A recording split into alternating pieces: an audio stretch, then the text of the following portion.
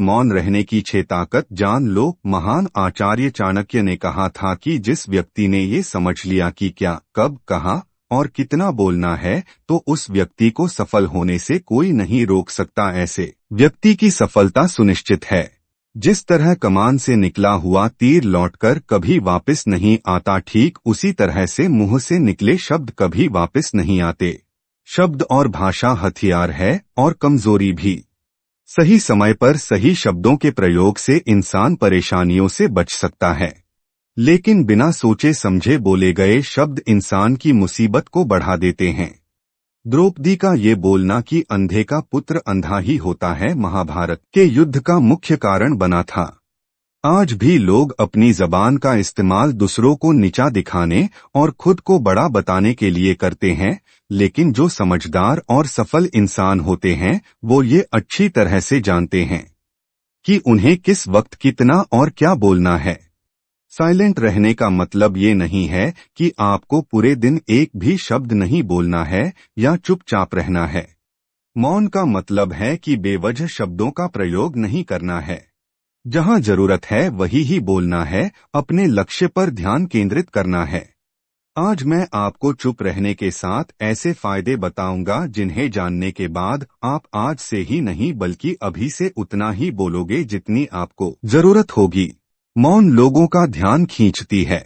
महान आचार्य चाणक्य अपनी चाणक्य नीति में बताते हैं कि उन्होंने अपने हजारों शत्रुओं को अपनी खामोशी से परास्त किया था। वो खामोश रखकर अपने शत्रुओं को विचारों में उलझाए रखते थे और सही समय आने पर वह अपने दुश्मनों को ईंट का जवाब पत्थर से देते थे। साइलेंट यानी चुप्पी किस तरह लोगों के अटेंशन को ग्रैब करती है, यह बात आप इस उदाहरण से समझ सकते हो कि जब क्लासरूम में टीचर किसी विषय पर बात करते हैं तो स्टूडेंट्स उनके बात को बिल्कुल ध्यान से सुनते हैं, लेकिन जब अचानक टीचर या स्पीकर बोलना बंद कर देते हैं तो सभी लोग आश्चर्य में पड़ जाते हैं। अरे क्या हो गया भाई, कम्युनिकेशन बंद क्यों हो गई?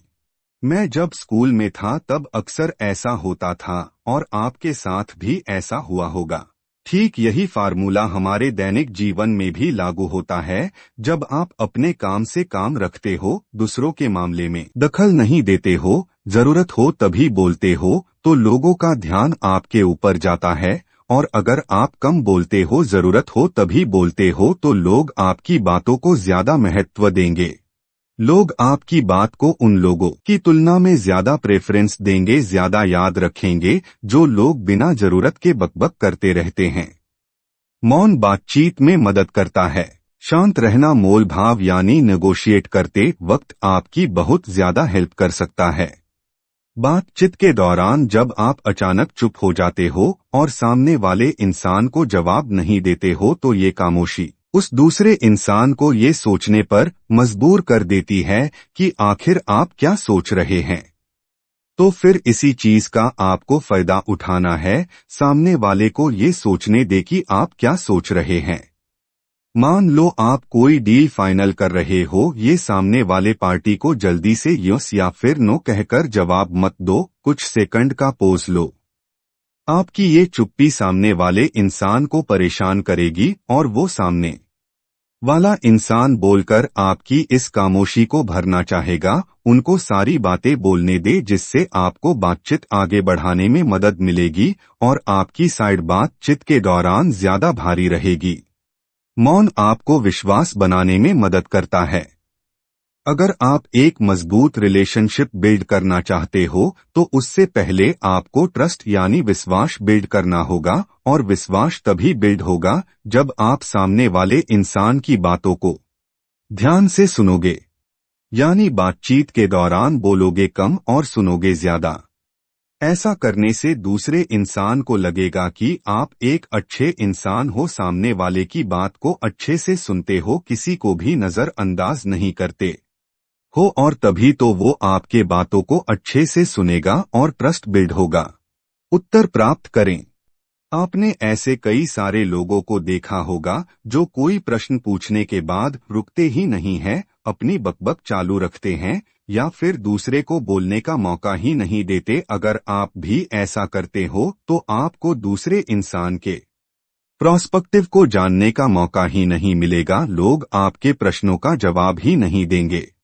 इसीलिए कोई भी प्रश्न पूछने के बाद आप साइलेंस हो जाओ। आप अपना ओपिनियन मत दो। लोगों का क्या ओपिनियन है उस बात पर, उस प्रश्न पर आप जानने की कोशिश करो, शायद आपको कुछ नया सीखने को मिल जाए। कुल मिलाकर आप प्रश्न पूछने के बाद जितना जल्दी चुप हो जाओगे आपको उतना जल्दी आंसर मिलेगा।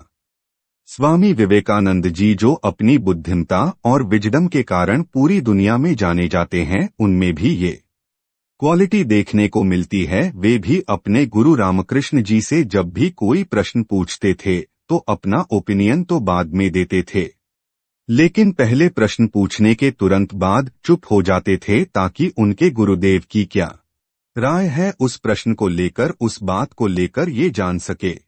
नम्र शक्ति।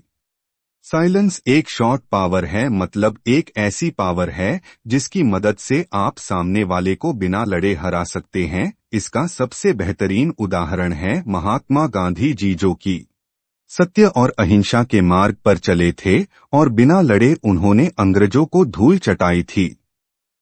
महात्मा गांधी जी जानते थे कि अगर हमने अंग्रेजों से लड़ाई की तो हम उनसे कभी नहीं जीत पाएंगे। उन्होंने शॉर्ट पावर का इस्तेमाल किया और अंग्रेजों को हराया। कई बार लड़ने झगड़ने से प्रॉब्लम सॉल्व नहीं होती, चुप रहने से और शांत हो जाने से प्रॉब्लम सॉल्व हो जाती है। विचारशील मौन। द क्वाइट बुक के ऑथर सूजन केन अपनी बुक में बताते हैं कि थॉटफुल साइलेंस कई सारी मुसीबतों से बचा सकती है। एक लड़का लैपटॉप खरीदने जा रहा था, तभी उसको रास्ते में वर्षों पुराना एक दोस्त मिलता है जो उसको बोलता है कि तुम जहां लैपटॉप खरीदने जा रहे हो उसी के पास में एक घर है, वहां ये सामान डिलीवर कर देना। वह अपने दोस्त को ना नहीं बोलता है और उसका सामान ले लेता है, लेकिन जहां सामान डिलीवर करना था वो घर उस दुकान से काफी दूर था। उसका बहुत सारा समय बर्बाद हुआ। उस आइटम को डिलीवर करने के बाद में जब वह दुकान पर पहुंचा तो वह दुकान बंद हो चुकी थी। उसे अपने दोस्त के ऊपर बहुत ज्यादा गुस्सा आया। इसीलिए हमें हमेशा हाँ नहीं कहना चाहिए, ना कहने और साइलेंस के पावर को समझना चाहिए। तो दोस्तों, इन सब बातों से आप ये समझ चुके होंगे कि साइलेंस में बहुत ज्यादा पावर है। साइलेंस के पावर को कम नहीं समझना चाहिए। साइलेंस आपको बहुत सारी मुसीबतों से बचा सकती है और अगर आप भी इन बताई गई बातों को अपनाते हो, जहां जरूरत हो वही बोलते हो, तो डेफिनेटली आपको बहुत ज्यादा फायदा होगा। धन्यवाद।